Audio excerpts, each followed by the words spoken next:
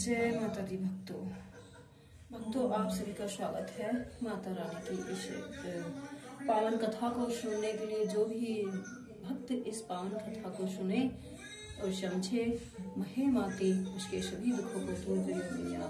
भक्तों, इस पावन कथा का श्रवण करो। जय माता दी, आपके सभी कष्ट दूर होंगे। जय माता दी, बोलो सांची दरबार की जय।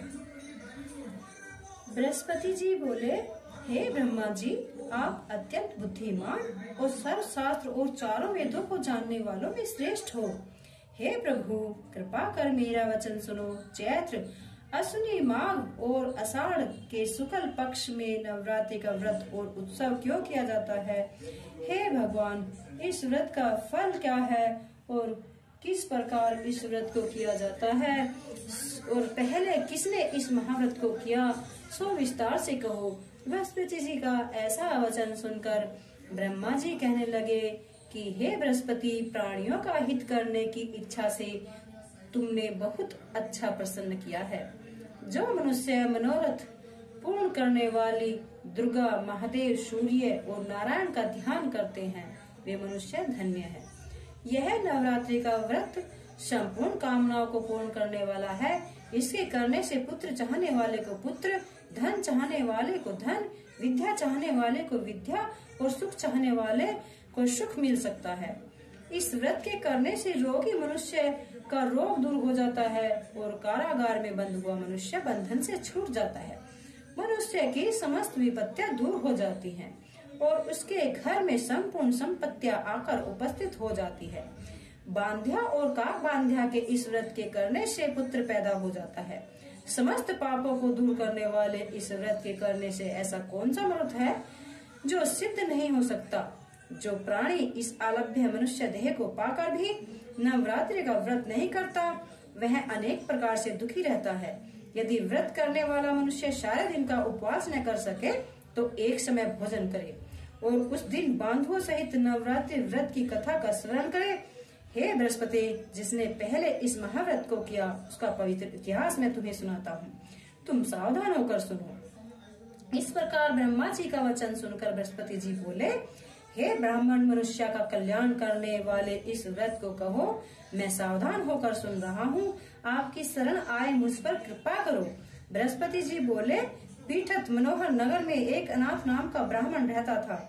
वह भगवती दुर्गा का भक्त था। उसके संपूर्ण सद्गुणों से युक्त मानो ब्रह्मा की सबसे पहली रचना हो ऐसी यथार्थ नाम वाली सुमति नाम की एक अत्यंत सुंदर पुत्री पैदा हुई। वह कन्या सुमति अपने पिता के घर बालकपन में अपनी सहेलियों के साथ क्रीड़ा करती हुई इस प्रकार बढ़ने लगी कि जैसे शुक्ल पक्ष की कला बढ़ती है। उसका पिता प्रतिदिन जब दुर्गा की पूजा और होम किया करता, उस समय वह भी नियम से वहाँ उपस्थित रहती थी। एक दिन वह सुमति अपनी सखियों के साथ खेलने लग गई और भगवती के पूजन में उपस्थित नहीं हुई। उसके पिता को पुत्री की ऐसी असावधानी देखकर क्रोध आया। वह अपनी पुत्री से कहने लगा कि हे दुष्ट पुत्री, आज प्रभात से तूने भगवती दुर्गा का पूजन नहीं किया। इस कारण मैं किसी कुष्ठी और दरिद्री मनुष्य के साथ तेरा विवाह करूंगा।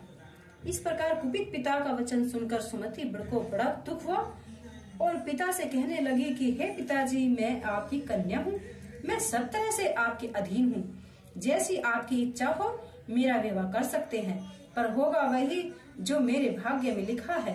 मेरा तो इस पर पूर्ण विश्वास है। मनुष्य न जाने कितने मनोरथों का चिंतन करता है, पर होता वही है जो भाग्य में विधाता ने लिखा है। जो जैसा कार्य करता है उसको फल भी उसी के कर्म के अनुसार मिलता है, क्योंकि कर्म करना मनुष्य के अधीन है पर फल देव के अधीन है। जैसे अग्नि में पड़े तृणादि उसको अधिक प्रदीप्त कर देते हैं, उसी प्रकार अपनी कन्या के ऐसे निर्भयता से कहे हुए वचन सुनकर उस ब्राह्मण को और अधिक क्रोध आया। तब उसने अपनी कन्या का विवाह एक कुष्ठी के साथ कर दिया और अत्यंत क्रुद्ध होकर पुत्री से कहने लगा, जाओ जाओ, जल्दी जाओ और अपने कर्म का फल भोगो। देखे भला भाग्य के भरोसे रहकर क्या करती है। इस प्रकार से कहे हुए पिता के कटु वचनों को सुनकर सुमति मन में विचार करने लगी कि अहो, मेरा बड़ा दुर्भाग्य है जिससे मुझे ऐसा पति मिला। इस तरह अपने दुख का विचार करती हुई वह सुमति अपने पति के साथ वन में चली गई और भयावह कुशा युक्त उस स्थान पर उन्होंने वह रात बड़े कष्ट से व्यतीत की उस गरीब बालिका की ऐसी दशा देखकर भगवती पूर्व पुण्य के प्रभाव से प्रकट होकर सुमति से कहने लगी कि हे दीन ब्राह्मणी, मैं तुम पर प्रसन्न हूँ, तुम जो चाहो वरदान मांग सकती हो, मैं प्रसन्न होने पर मनवांछित फल देने वाली हूँ। इस प्रकार भगवती दुर्गा का वचन सुनकर ब्रह्मणी कहने लगी कि आप कौन है जो मुझ पर प्रसन्न हुई हैं? यह सब मुझसे कहो और अपनी कृपा दृष्टि से मुझ दीन दासी को कृतार्थ करो। ऐसा ब्रह्मणी का वचन सुनकर देवी कहने लगी कि मैं आदि शक्ति हूँ और मैं ही ब्रह्म विद्या और सरस्वती हूँ। मैं प्रसन्न होने पर प्राणियों का दुख दूर कर उनको सुख प्रदान करती हूँ। हे ब्रह्मणी, मैं तुझ पर तेरे पूर्व जन्म के पुण्य के प्रताप से प्रसन्न हूँ। तुम्हारे पूर्व जन्म का वृतांत सुनाती हूँ। सुनो, तू पूर्व जन्म में निषाद भील की स्त्री थी और अति पतिव्रता थी। एक दिन तेरे पति निषाद ने चोरी की। चोरी करने के कारण तुम दोनों को सिपाहियों ने पकड़कर जेल खाने में कैद कर दिया। उन लोगों ने तुझे और तेरे पति को भोजन भी नहीं दिया। इस कारण नवरात्रों के दिनों में तुमने न तो कुछ खाया और न ही जल पिया, इसलिए 9 दिन तक नवरात्रि व्रत हो गया। हे ब्राह्मणी, उन दिनों में जो व्रत हुआ उस व्रत के प्रभाव से प्रसन्न होकर मैं तुम्हें मनोवांछित फल दे रही हूँ। तुम्हारी जो इच्छा हो सो मांगो। इस प्रकार दुर्गा के दिए वचन सुनकर ब्रह्मणी बोली कि मैं आपको प्रणाम करती हूँ, कृपा कर मेरे पति के कोढ़ को दूर करो। देवी कहने लगी कि उन दिनों में जो तुमने व्रत किया था उस व्रत के एक दिन का पुण्य अपने पति का कोढ़ दूर करने को अर्पण करो। मेरे प्रभाव से तेरा पति कोढ़ से रहित और सोने के समान शरीर वाला हो जाएगा। ब्रह्मा जी बोले कि इस प्रकार देवी के वचन सुनकर वह ब्रह्मणी बहुत प्रसन्न हुई और पति को निरोग करने की इच्छा से ठीक है ऐसे बोली। तब उसके पति का शरीर भगवती दुर्गा की कृपा से कुष्ठहीन होकर अति कांति युक्त हो गया। और माता रानी की जय। जिसकी कांति के सामने चंद्रमा की कांति भी क्षीण हो जाती है, वह ब्रह्मणी पति की मनोहर देह को देखकर देवी को अति पराक्रमी वाली समझकर स्तुति करने लगी। हे दुर्गे, आप दुर्गति को दूर करने वाली, तीनों जगत का संताप हरने वाली, समस्त दुखों को दूर करने वाली, रोगी मनुष्यों को निरोग करने वाली, प्रसन्न होने पर मनवांछित वस्तु देने वाली और दुष्ट मनुष्यों का नाश करने वाली हो। तुम ही सारे जगत की माता और पिता हो। हे अम्बे, मुझने अपराध अबला का मेरे पिता ने कुष्ठी मनुष्य के साथ विवाह कर मुझे घर से निकाल दिया। उनकी निकाली हुई मैं पृथ्वी पर घूमने लगी। आपने ही मेरा आपत्ति रूपी समुद्र से उद्धार किया है। हे देवी, मैं आपको प्रणाम करती हूँ, मुझ दीन की रक्षा करो। ब्रह्मा जी बोले कि हे बृहस्पति, इसी प्रकार उस सुमति ने मन से देवी की बहुत स्तुति की और उसके द्वारा की हुई स्तुति को सुनकर देवी को बहुत संतोष हुआ और ब्रह्मणी से कहने लगी कि हे ब्रह्मणी, तेरे उदारक नाम का अति बुद्धिमान, कीर्तिमान और जितेंद्र पुत्र शीघ्र ही होगा। ऐसा कहकर वह देवी उस ब्राह्मणी से फिर कहने लगी कि हे ब्राह्मणी, और जो कुछ तेरी इच्छा हो वही मनवांछित वस्तु मांग सकती है। ऐसा भगवती दुर्गा का वचन सुनकर सुमति बोले कि हे दुर्गे, अगर आप मुझ पर प्रसन्न हैं तो कृपा कर मुझे नवरात्रि व्रत की विधि बतलाइए।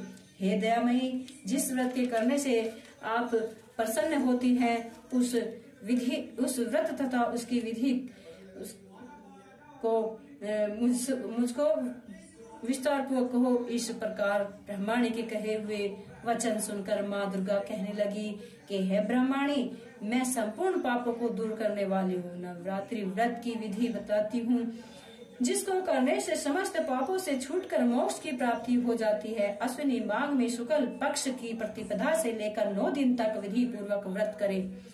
यदि दिन भर का व्रत न कर सके तो एक समय भोजन करे। पढ़े लिखे ब्राह्मणों से पूछकर घट स्थापना करे और वाटिका बनाकर उसको प्रतिदिन जल से सींचे। महाकाली, महालक्ष्मी और महासरस्वती की मूर्तियां बनाकर उनको नित्य विधि सहित पूजा करे और पुष्पों से विधि पूर्वक अर्घ दे। बजोरा के फूल द्वारा अर्घ देने से रूप की प्राप्ति होती है और जायफल से कीर्ति तथा दाग से कार्य की सिद्धि होती है।